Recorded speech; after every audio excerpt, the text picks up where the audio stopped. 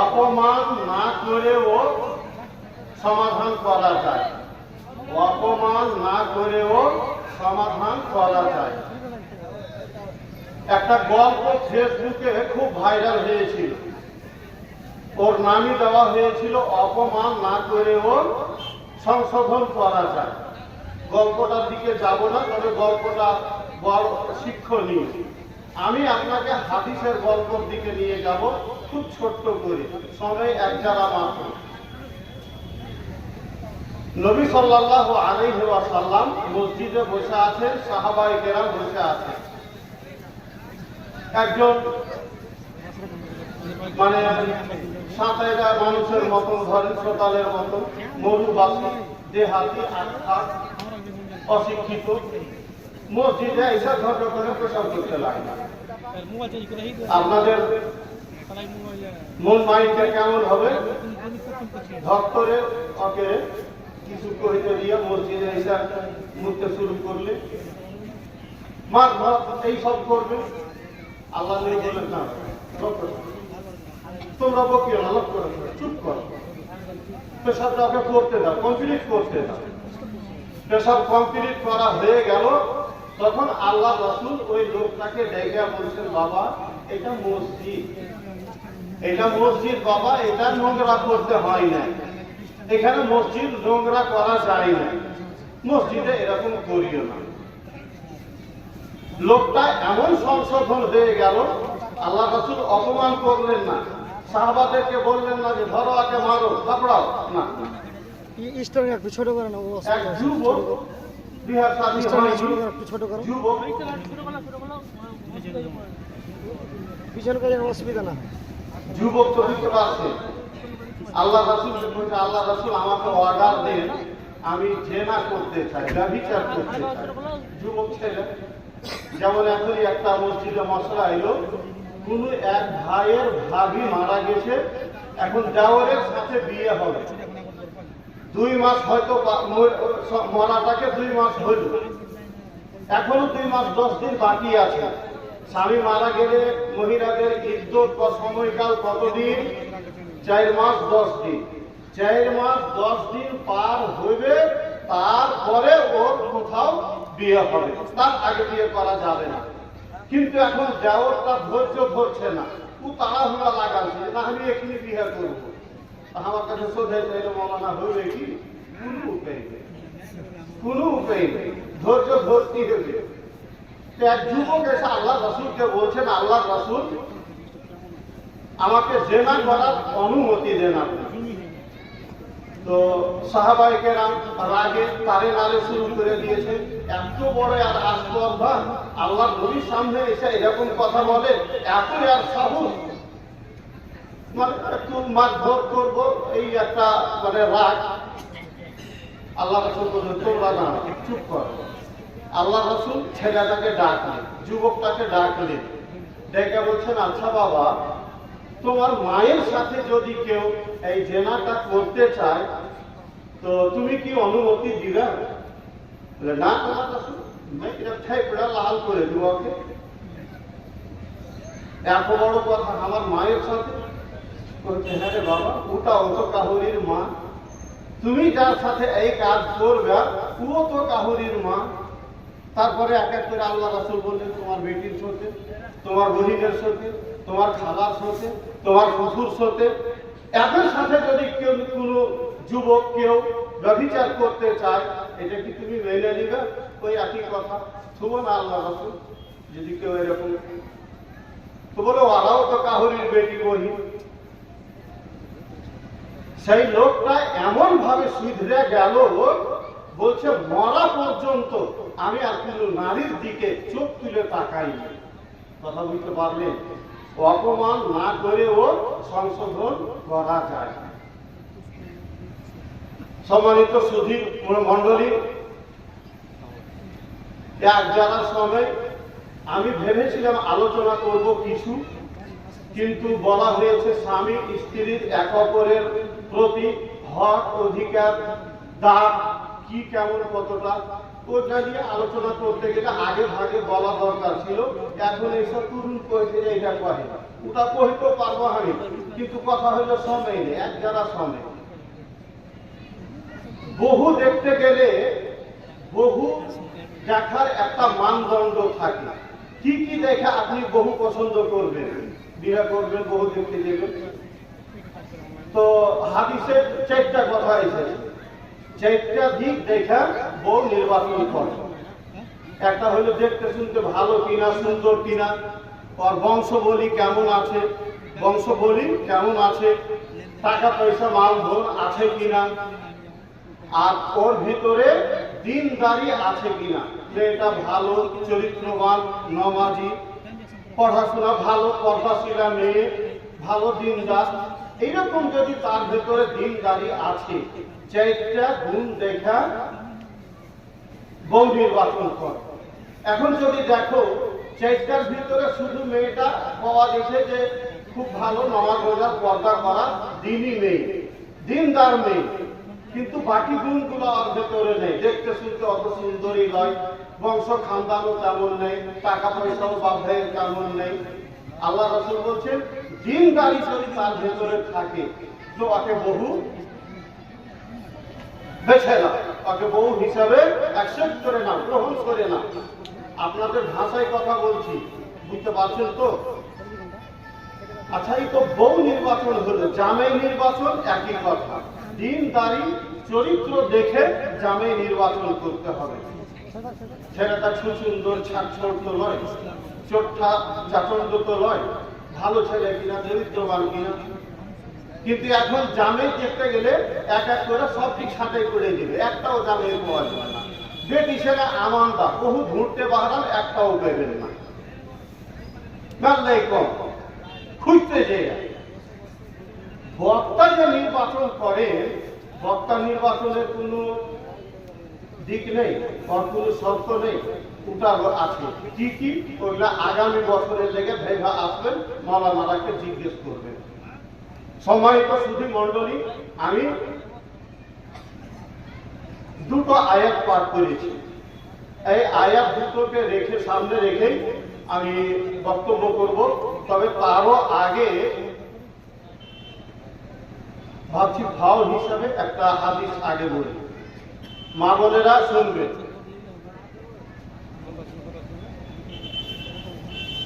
হাদিসের গল্পটা হলো আল্লাহর নবীর বাড়ির গল্প, বাহিরকার গল্প নয়। আল্লাহর নবীর স্ত্রী হযরত আয়েশা রাদিয়াল্লাহু তাআলা আনহা, যাকে সব থেকে বেশি ভালোবাসতেন এবং হাদিস জগতের একজন চ্যাম্পিয়ন মহিলা, মানে এত বুদ্ধিমতী, এত জ্ঞানী বিচক্ষণ ছিলেন। মাত্র অল্প কয়দিনের বয়স, অল্প কয় বছরের বয়স, বড় বড় সাহাবীদের কোনো সমস্যা ঘটলে, সমস্যা সামনে আসলে ওর জন্য সমাধান নিতে চাইতেন হযরত আয়েশা রাদিয়াল্লাহু তাআলা আনহার কাছে। হযরত আয়েশা রাদিয়াল্লাহু তাআলা আনহা সমস্যার সমাধান দিতেন। ওই হযরত আয়েশা রাদিয়াল্লাহু তাআলা আনহার কথা আয়েশা বলছেন যে একদিন আল্লাহ রাসূল বাড়ি ঢুকলেন, তো দেখলেন স্বামী আল্লাহ রাসূলের মন মেজাজটা বেশ ভালো আছে, মানে ভালো মনে আছে।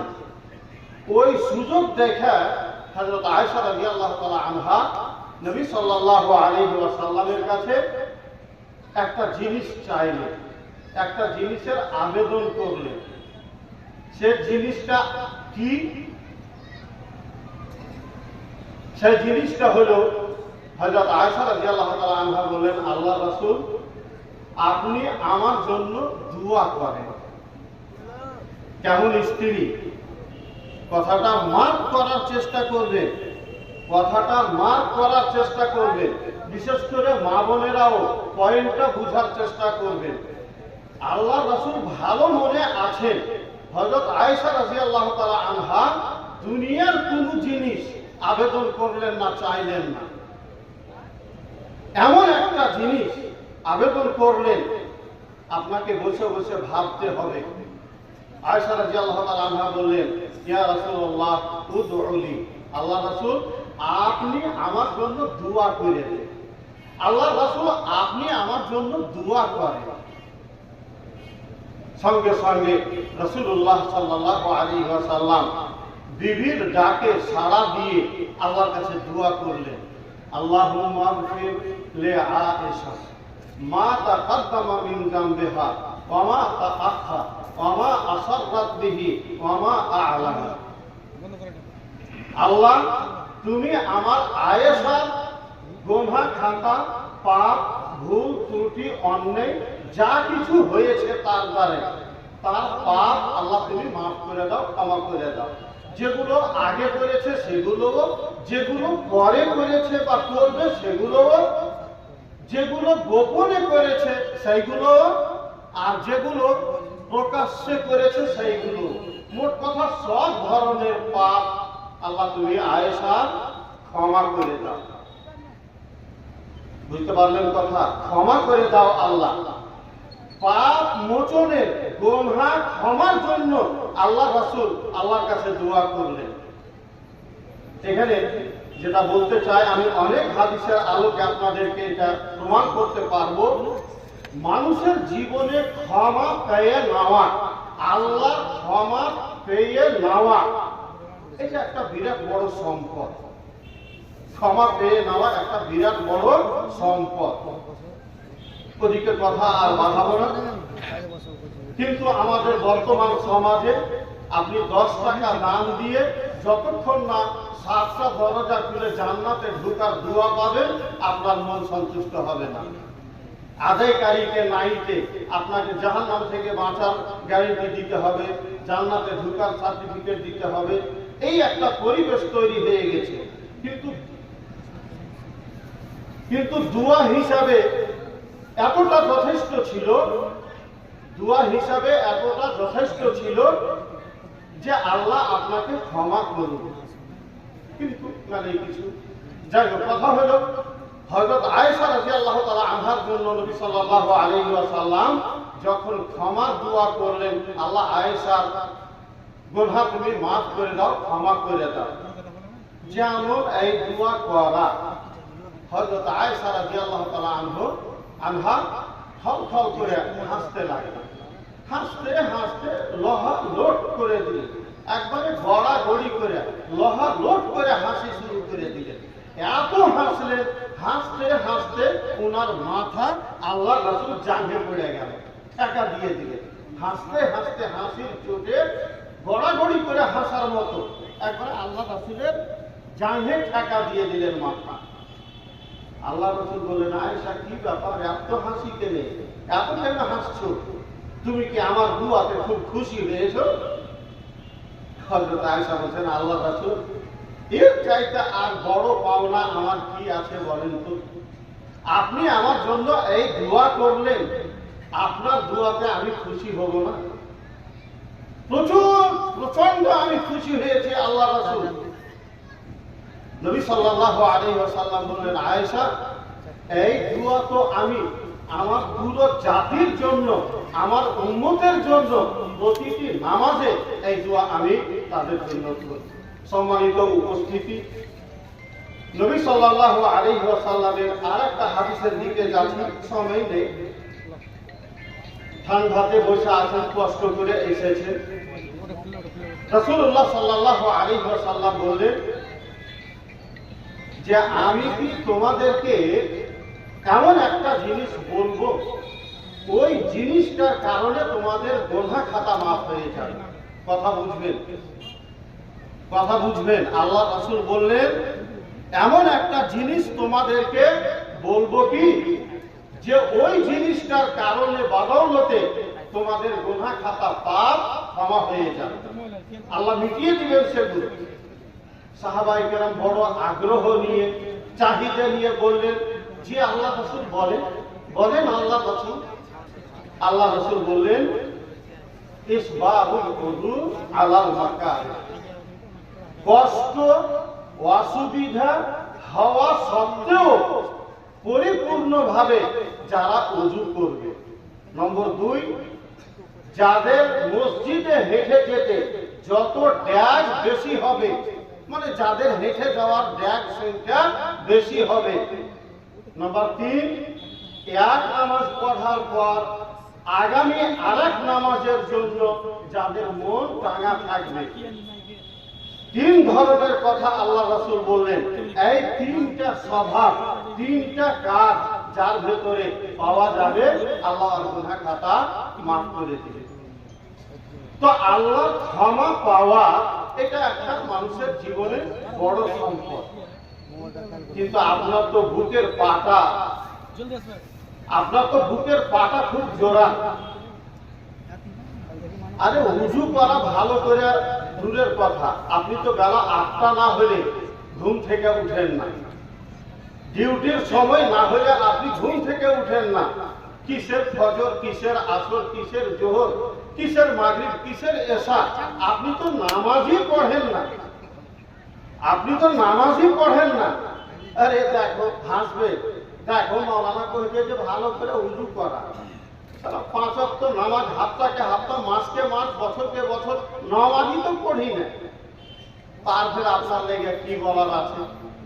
আপনাকে বলছি, আপনি আজকে বাপ, আর না হলে কালকে বাপ হবে। আপনি কারো বোন, আপনার বেটি হবে। আপনার দায়িত্ব, আপনার স্ত্রী আছে। একটা মশলা জেনে রাখেন মা বোনেরা, কান খুলে কথাগুলো শুনেন, মশলাটা জেনে রাখেন। আপনার বেটি অথবা আপনার স্ত্রী অথবা আপনার বোন যারই হোক, সে যদি মশলা জানে তাকে ওই হিসাবে আমল করতে হবে। আর যদি না জানে তো আপনার দায়িত্ব, আপনাকে সেই মশলাটা তাকে জানাতে হবে। না হলে আপনার স্ত্রীকে, আপনার বেটিকে মশলাটা জানাতে হবে। খুব সূক্ষ্মভাবে কথাটা বুঝার চেষ্টা করবে। জোহরের আজান পড়তে হয় 12টায় জোহরের আজান হয়। আপনার বেটি এখনো নামাজ পড়েনি, কিংবা আপনার স্ত্রী এখনো জোহরের নামাজ পড়েনি। 2টা বেজে গেল, নামাজ পড়েনি, 2টা বেজে গেল। করতে করতে হঠাৎ করে মেন্স হয়ে গেল, মাসিক হয়ে গেল। বুঝতে পারছেন? এদিকে 12টা থেকে 2টা পর্যন্ত এর ভিতরে নামাজটা সে পড়তে পারত, কিন্তু অবহেলা করে পড়ছি করে নামাজটা পড়লো না, এদিকে মাসিক হয়ে গেল। তো এই যে নামাজটা তার মাসিক চলে আসার কারণে পড়তে পারলো না অবহেলা করে, এই নামাজটা কি হবে? জোহরের নামাজটা যখন তার মাসিক ভালো হবে, তখন এই 7 দিন পর্যন্ত মাসিক চললো। 7 দিন আগে মাসিক হওয়ার আগ মুহূর্তে তার যে জোহরের নামাজটা ছুটে আছে, এই নামাজটা মাসিক হওয়ার পর, ভালো হওয়ার পর তাকে আদায় করতে হবে। অবশ্য বিষয়টা বিতর্কিত। ওলামায়ে কেরামদের বিদ্যাঙ্গনের এখানে 2টা মত আছে, আদায় করতে হবে, কাজা করতে হবে, হবে না। বিশ্লেষণের দিকে যাচ্ছি না। আমি বলতে চাইছি যে এখানে একটা মতানুসারে দলিল প্রমাণের আলোকে আপনার স্ত্রীকে ওই জোহরের নামাজ যেটা বাদ পড়ে গেছে, মাসিক ভালো হওয়ার পরে আদায় করতে হবে। কথা বুঝবেন? Note this point. আপনার স্ত্রীর মাসিক ভালো হলো বেলা 4টার সময়, সূর্য ডুবতে এখন বাকি আছে কতক্ষণ? 55 মিনিট। 55 মিনিট পরে মাগরিবের আজান হবে। 4টার সময় আপনার স্ত্রীর মাসিক বন্ধ হয়ে গেল, মাসিক আসা শেষ হয়ে গেল। এখন 4টার সময় গোসল করে, 4টার সময় গোসল করে তাকে বিদ্যাঙ্গনের ওলামায়ে কেরামের সঠিক মতানুসারে এই যে আসরের আর তার আগে জোহরের নামাজ, এই 2 ওয়াক্তের নামাজ তাকে আদায় করতে হবে। যে নামাজগুলো একসাথে জমা করে পড়তে পারে একজন মুসাফির, যেমন জোহর আসর একসাথে জমা করে পড়তে পারে সফরে, মাগরিব এশা একসাথে জমা করে পড়তে পারে সফরে। তো এই নামাজগুলো ডবল নামাজ।